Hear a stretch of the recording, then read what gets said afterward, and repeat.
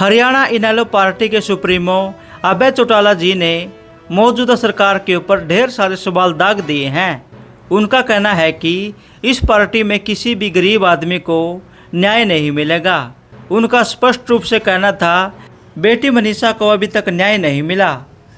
जो पुलिस प्रशासन है उन्होंने जो 13 तारीख को बेटी की बॉडी मिली थी तब कहा था कि बेटी की तेजधार हथियार के साथ गला रेत कर हत्या कर दी गई है।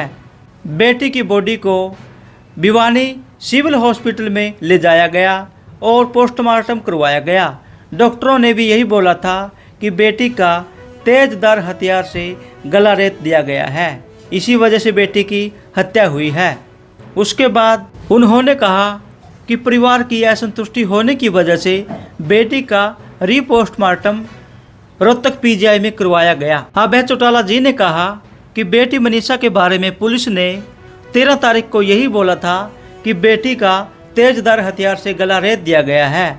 उसके बाद पुलिस अपना बयान बदलती है। वो कहती है कि हमने मनीषा बेटी के पास 13 तारीख को एक सुसाइड नोट मिला था। परिवार वालों ने भी इस बात को लेकर असंतुष्टि जताई थी। उन्होंने कहा कि पुलिस ने 13 तारीख को हमें ये नहीं बताया था कि बेटी के पास कोई सुसाइड नोट पड़ा है, लेकिन अचानक से ये सुसाइड नोट कहाँ से आ गया। अभय चौटाला जी ने कहा कि इस सरकार में जंगल राज है, किसी को भी न्याय नहीं मिलेगा।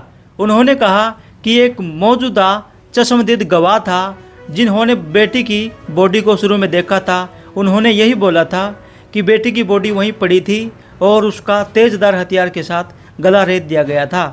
उनकी जो गर्दन थी वो बिल्कुल कम ही मात्रा में बची हुई थी। उन्होंने कहा था कि वहाँ पर कोई भी जानवर नहीं था। परिवार की अभी तक किसी भी बात को लेकर संतुष्टि नहीं हुई है। उन्होंने साफ तौर पर बोला था कि हम बेटी का दाह संस्कार तब करेंगे जब हमारी बेटी का एम्स हॉस्पिटल में दोबारा से पोस्टमार्टम होगा और हमारी बेटी का जो मामला है वो सीबीआई को सौंप दिया जाए। सरकार ने उनकी दोनों बात मानी।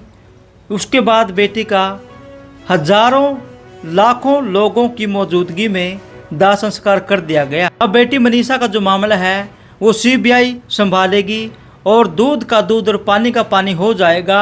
सभी को पता चल जाएगा कौन निर्दोष है और कौन दोषी। बेटी ने आत्महत्या की है या किसी ने उनका मर्डर कर दिया। विधानसभा में हरियाणा के पूर्व मुख्यमंत्री चौधरी भूपेंद्र हुड्डा ने मौजूदा सरकार के ऊपर सवाल किए। उन्होंने कहा बेटी मनीषा को अभी तक न्याय नहीं मिला है, इस सरकार में किसी को भी न्याय नहीं मिलेगा।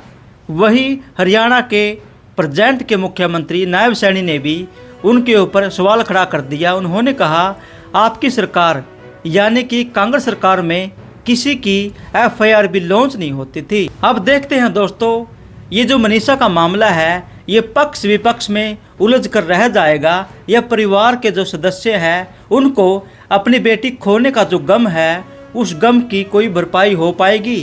क्या बेटी को न्याय मिल पाएगा? क्या सीबीआई बेटी को न्याय दिला पाएगी?